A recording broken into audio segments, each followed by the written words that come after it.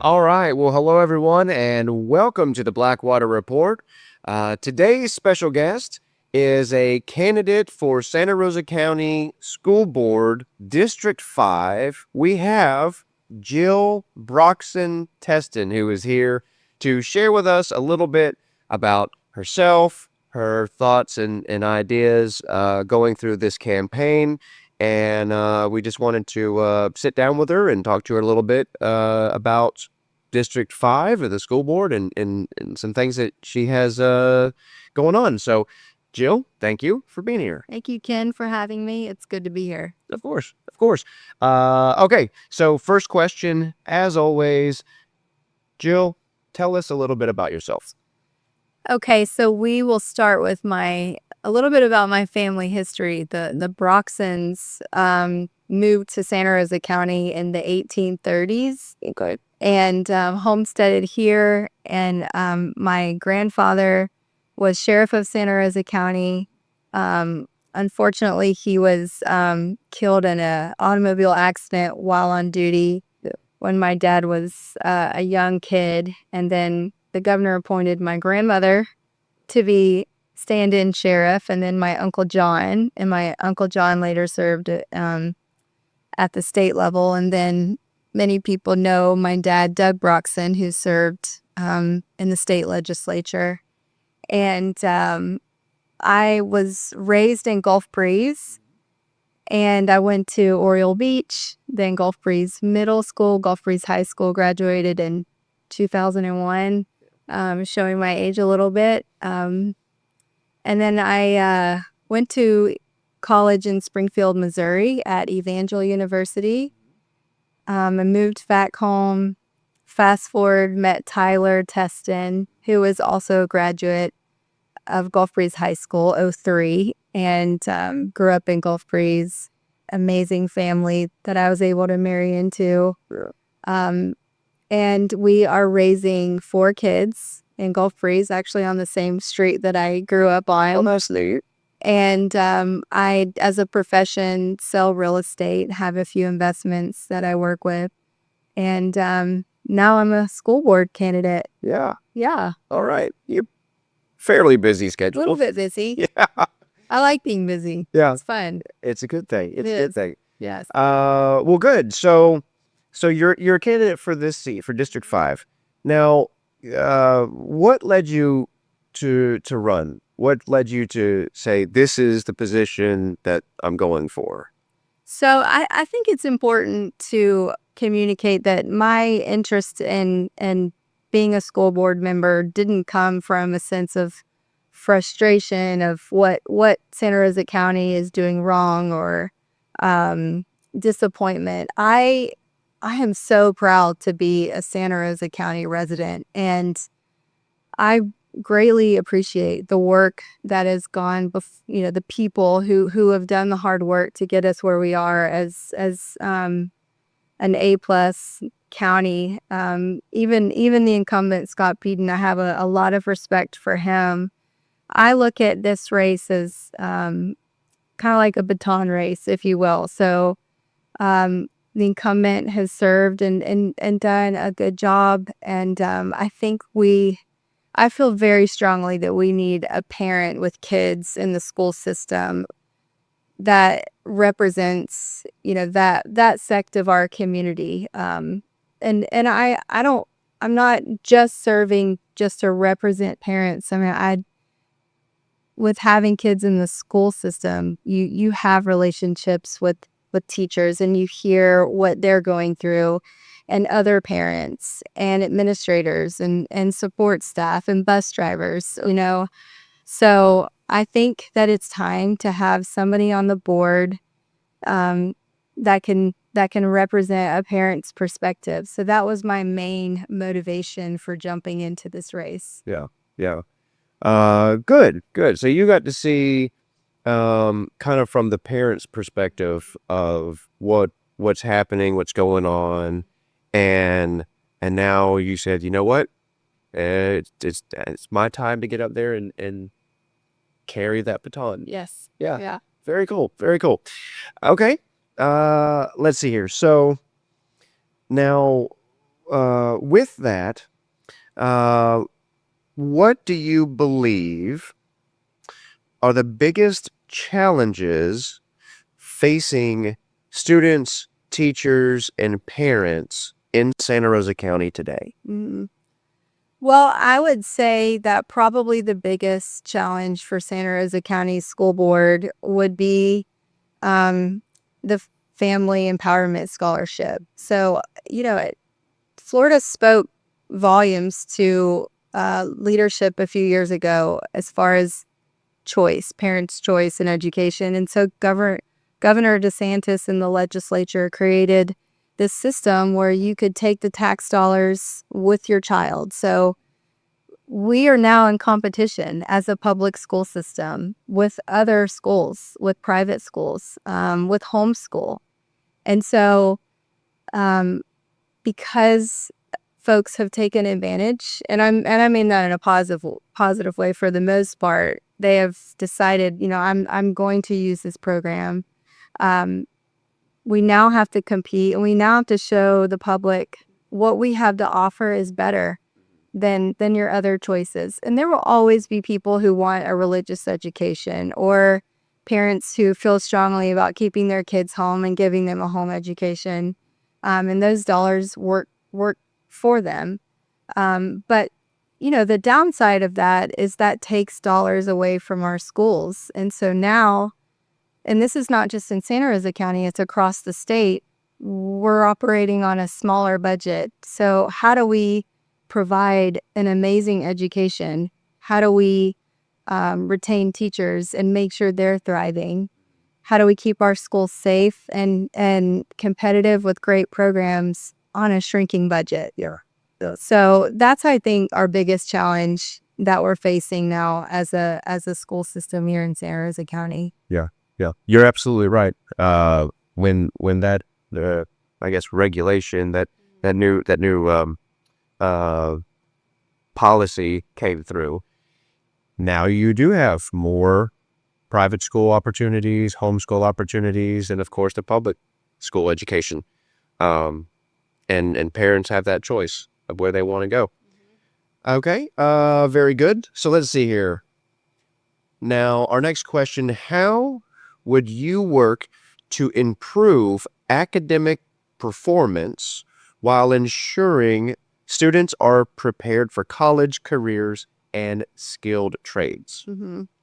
So, I spend a lot of time, especially since taking on this campaign role, is interviewing other people. Ask the experts. I have found that the best principals have said, I want the teachers who are trained and know what they're doing to have the power in their classroom to do it. And so if we can empower if we can empower teachers, because they love what they do. They are gifted at what they do. They love these kids. So if they can thrive, then kids will thrive. So that is a big part of what I think each individual board member can do as an individual. Boots on the ground, talking to teachers and making sure their needs are met.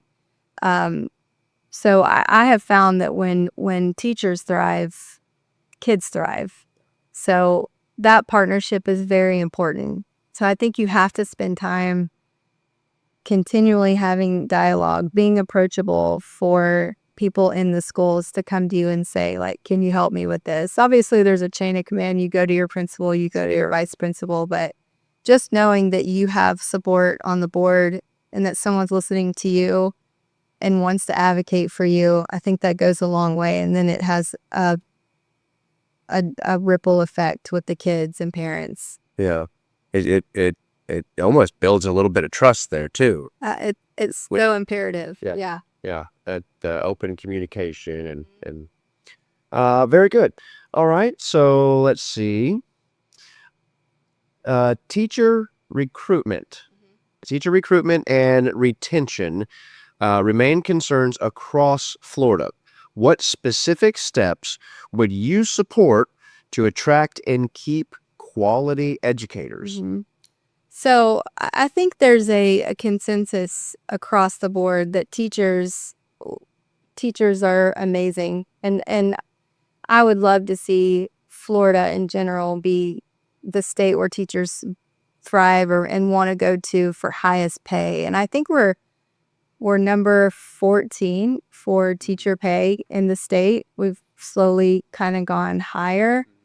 Um, I don't want it to be, an us versus them Right. type of mentality. I want all teachers to know that I am very pro teacher and seeing them thrive. And so that looks like many things. I mean, not just financially, which is important, obviously, but do you have the tools that you need for an ever-growing society? I mean, AI is coming in, and that may be closer, to the high school level where that starts, the training there. But more and more kids are being diagnosed on the spectrum, and that can be tricky with elementary age with teachers, how to recognize things, how to be trained on behaviors, and providing the resources there, because that can be a sensitive topic for parents. Oh, sure. Because your kids aren't born with manuals, and parents are learning, how to raise and how to learn their kids as well. So just having more training for teachers with kids, and then just knowing that they're supported.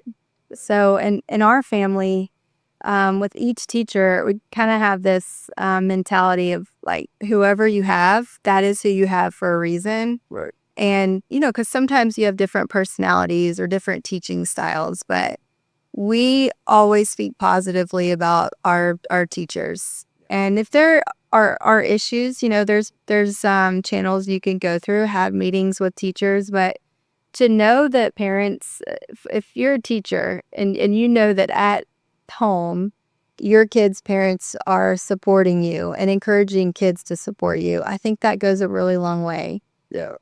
We also try to help out financially. You'll hear a lot of teachers that will purchase supplies themselves and Sure. on their salary. I mean, if each parent can give, and not every parent can do that, but if you have an opportunity to help sort of offset a cost for your teacher, and sometimes they'll provide little wish lists, um, that's very much appreciated by a lot of teachers. So we can think outside the box as a community of how we can rally around our teachers to make sure that they thrive. I'd love for Santa Rosa to have this reputation that the community backs our teachers. Yeah. This is where you go to have support from the community. That would be a really great reputation, and I think we have it. I just want to maintain that reputation. Yeah. That's a good way. That's a good way to look at it, and a good way to go about providing that support is starting.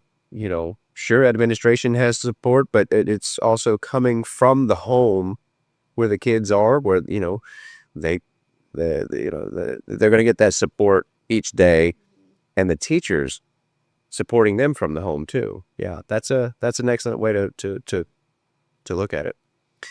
Okay, very good. Let's see here. Now, let's see. Okay, how do you believe the school board should balance classroom instruction, parental involvement, and local decision making? So if you go to the Santa Rosa School website and look at the policies, which I'm sure so many Santa Rosa County parents have done, I've really started to read through and try to understand more what the policies are, because hopefully when I'm on the school board, I should know these things. Sure. But even parents, getting to know what are the policies of the schools where my student is. There is a policy that encourages parental involvement. It strongly encourages it, so that we are a community, so parents can see what's happening in the classroom and, lend support to the school and to the administration. So that policy is in place. I just think promoting a good policy is really important for the community. Yeah. Absolutely. Okay, so let's see here. Our next question is, what are your priorities for school safety and student mental health? So I think school safety is enormous. And unfortunately we live in a time where it's just different. People are carrying heavier loads. There's a lot of dark thoughts out there, and sometimes schools are targeted, and that's unfortunate. And I as a parent, that's on my mind. I know it's on the teachers' minds. I know it's on the administration's mind, and I know that the administrators in our county work diligently to follow the guidelines that are in place. They also go to trainings and they talk to other schools and, what are you doing right? What did you do wrong? They talk to each other. They have these dialogues, which are super important to learn from one another. Even our officers, our SROs that are in the schools, they go through training and they have dialogue with other officers. And these folks they love these kids. I mean, when you go to work every day knowing that it's your job to protect these children, that's amazing. So following the guidelines that are in place, keeping an open dialogue about how we can continually improve, educating parents that it may be a pain in the butt, but show up with your ID. Sure. Fill out the proper volunteer registration forms that can be approved and background checks. It's cumbersome, but it's important. We live in a day and age that children come first, and their safety is so important. So I just think we continue to build on our safety guidelines and just keep it simple. Make sure we're doing all the things that we've agreed to do, and Yeah. yeah. They support them. And Support that them. Yes. that safety mindset. Yeah. And they minimizing risk and all that. I know it's a two-part question. Yeah. The mental health aspect, that's another rising topic. And, I know this is school board and I can speak to this from a parent's perspective. I think the influence of cell phones at an early use and social media has been a tremendous contribution. I think there's studies that confirm that we can eliminate a lot of these mental health problems, by eliminating those things. And I know that's a personal choice that every family has to make, but at the state level, I mean, you cannot have a phone in elementary or middle school. You still can in high school. But I mean, it was obviously showing that it was affecting kids. And kids are brutal sometimes to each other on these, face to face, and then you bring a phone in. So I think, parents taking responsibility about the phones and social media. There's a great resource, Wait Till 8. That's a program that's taking off that parents can look into. But, there are mental health issues and sometimes teachers do see it. And so, that's also a sensitive topic. And so how do we train our teachers to have that conversation, or what are resources that can be provided? And Santa Rosa County outside of the school system too has amazing partnerships with different programs that specialize in helping families, getting them to the right people to talk through or get the help they need. So it's just about partnerships. And I think we just strengthen those partnerships to make sure every child, not just academically, but mentally is looked after. Yeah, absolutely. And I know you mentioned the school resource officers, and we do try to bring this up when we can. Thank you, school resource officers, for what you do. Yeah. It's an extremely important and vital part of the school education system. And so thank you very much. Okay, let's see here. Our next excuse me. Our next question: how would you ensure taxpayer dollars are spent efficiently while maintaining a high educational standard? This is the $1,000,000 question. Yes, it is. Yes.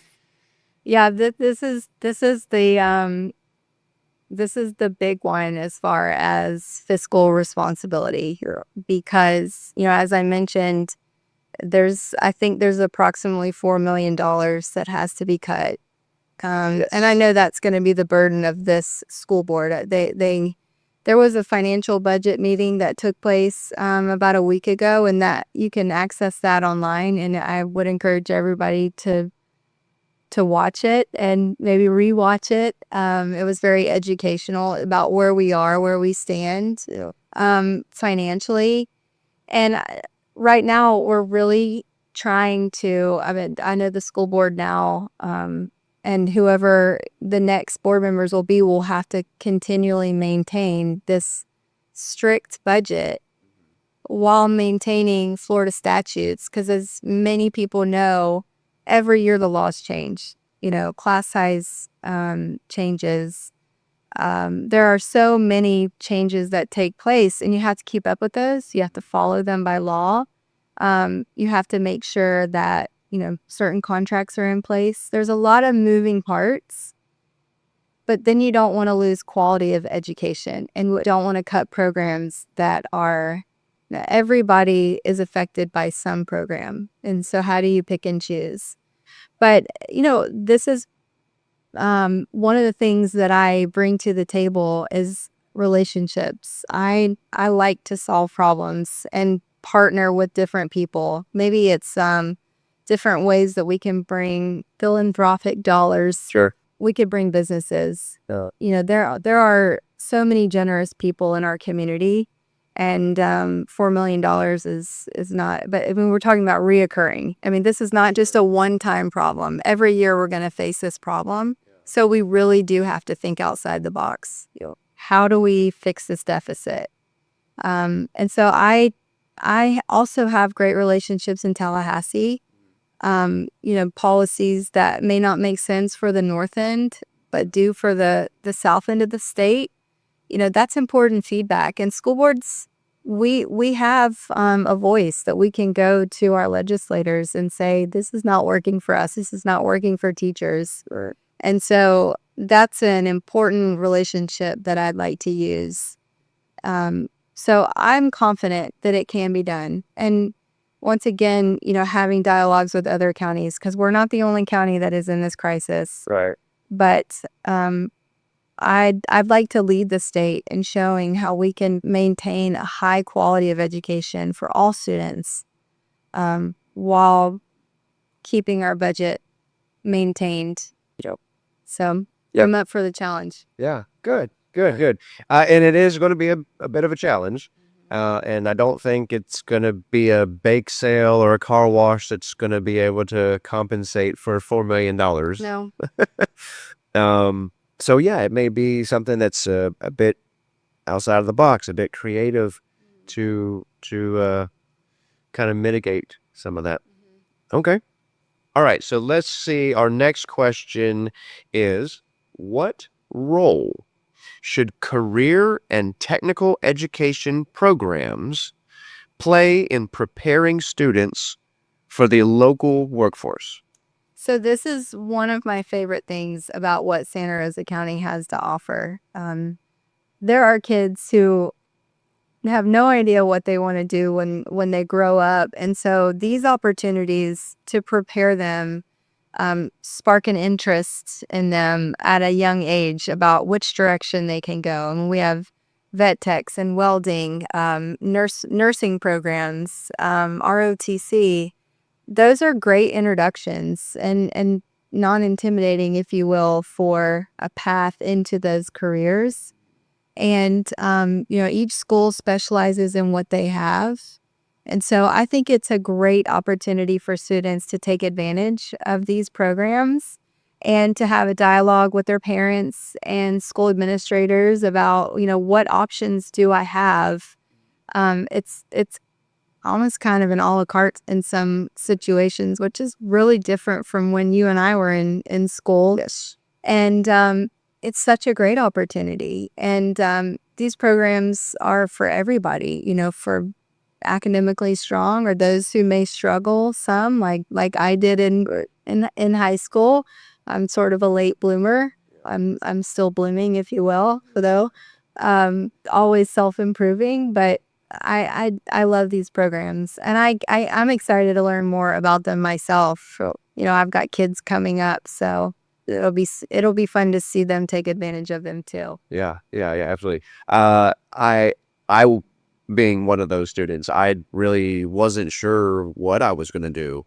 Even when I graduated high school, I really wasn't sure of what I was going to do at that point.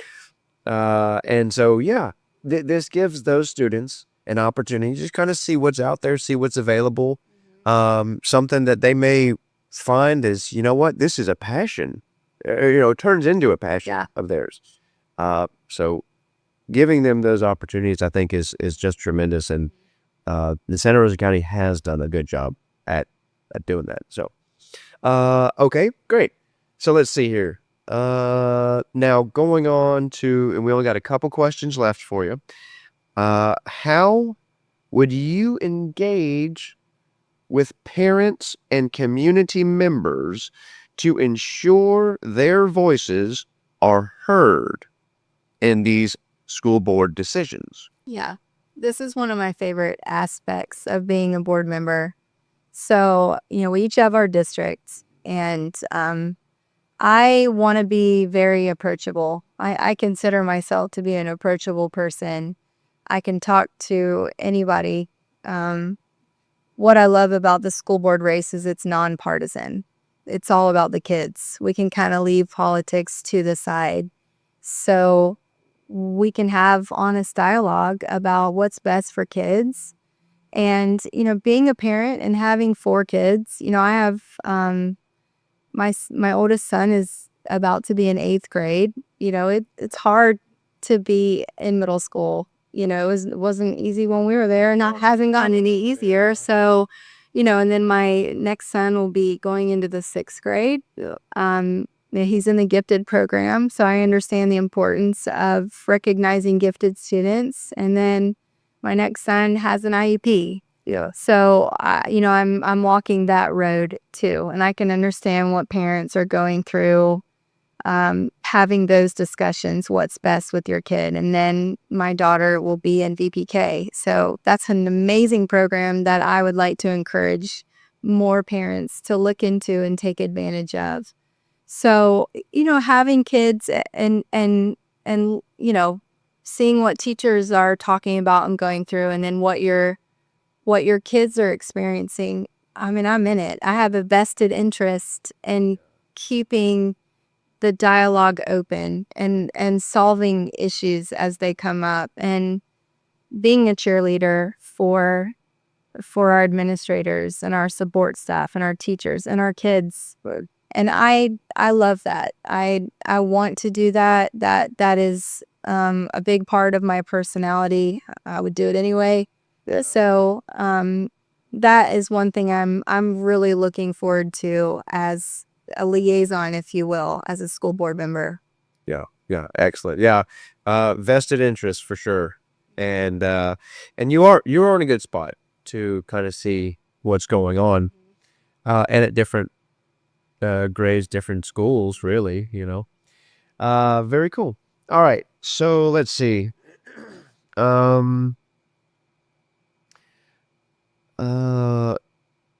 We'll give you one more question. Okay. We'll give you one more question because some of there's one or two others, but they all kind of run together.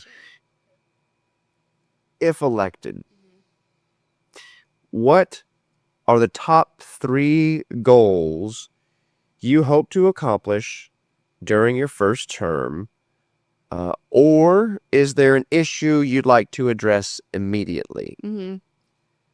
So I like we mentioned, our biggest challenge. So my top priority would be the budget. Um, Super fun Yeah. part of the job, Sure. but a huge, important, serious part of the job. Maintaining a healthy budget. Yeah. And still providing quality of education for all students. That is top priority. And like I mentioned, that is not a challenge that I am going to shy away from, and even when hard decisions have to be made, I think our county wants to hear why. I think they want transparency as to why. Where are those dollars going? And that might be a hard conversation to have, but it's very necessary. Somebody is not going to like the decisions that we make, but we need to talk about them. Right. And we need to have, second point, really great transparency. And when you have nothing to hide, you can be transparent. And this is the responsibility to manage community tax dollars. And so it should be an open dialogue where appropriate. And so I'm open and willing to have those conversations. I know as a parent, I have questions and I'd like the answers to them too. So being approachable to answer those questions and available is very, very important. The third major point for me, like I mentioned, is volunteering in the schools and getting to know the teachers and the parents and the kids, and continuing to build to make Santa Rosa County the best it can be. Because every year we're going to have challenges, but we also have so many successes. And, there's always going to be people on social media that just want to highlight and bring out the negative all the time. And in some ways, I could see, to an extent, it being necessary to keep us on our toes and keep us honest, but when you just focus on negativity, you overshadow sometimes the hard work of these kids and these teachers and these administrators. And, this is their life. These administrators make 250,000 decisions in a day. Sure. And there shouldn't be this fear that one wrong step is, their life is over. Nobody wants to live like that. And so I think supporting our administrators and our teachers and our staff. And, I every day I talk to the bus driver, how you doing? I want to get to know that person. They're giving my child transportation. So just being available and an advocate and a liaison, and then still hearing when someone has a real problem, that they can come to me and I can help them find a solution, or I can say, look, we've got to take this to the state level. You may be barking up the wrong tree, but continuing to educate our parents, what we're doing, how we're improving, it's a big responsibility. Yeah. But I would be humbled if Santa Rosa County would choose me to carry that responsibility. Yeah. Absolutely. It makes a difference. And I may have told you wrong. I actually do have one more question. I'm sorry. All right. I do have one more question. So it is, and you can let everybody know why they should choose you. But how would you measure success as a school board member for yourself? How would I measure that? I haven't done it yet. So how would I look into the future? And, I think I could rest easy at night knowing that people were hurt,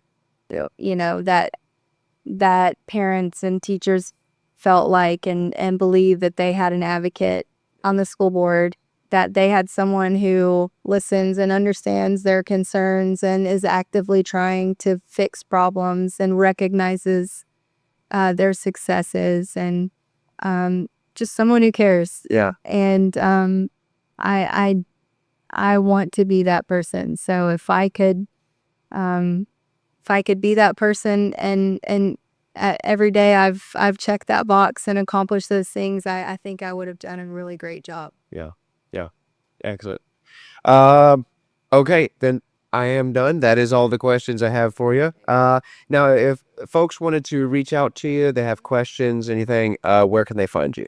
So, as far as being transparent, I'm on a lot of billboards already. My phone number is plastered everywhere. So I want people to feel comfortable to call me and ask me questions. So we can put my number on the screen, and that texting me is a lot faster than emailing me. So that would probably be the best route. I'll provide a website address for you too. Yep. And then we have some candidate forums coming up. I think it's very important to go to these forums and really listen to each candidate so that you have an educated decision about who you feel like represents each district best. And then listening to this podcast, I really appreciate you interviewing all of us. And it's a one-stop shop for people to, sit in the comfort of their home and listen to a conversation about each candidate and what they think. So I really appreciate the opportunity. Absolutely. Yeah. So August 18th is the primary. So, you can call the supervisor of elections and make sure you know where to vote. But I would also encourage people, to exercise their right to vote because there's a lot of important things at stake. So, put it on the calendar and show up to the poll. Absolutely. August 18th. All right, everybody. So if you have some comments or questions, feel free to reach out. Yes. We'll put the website right down here so everybody can have it. Jill is waiting for your phone calls. All right, everybody. Thank you so much for watching the Blackwater Report. I'm Ken. This is Jill. And until next time, take care.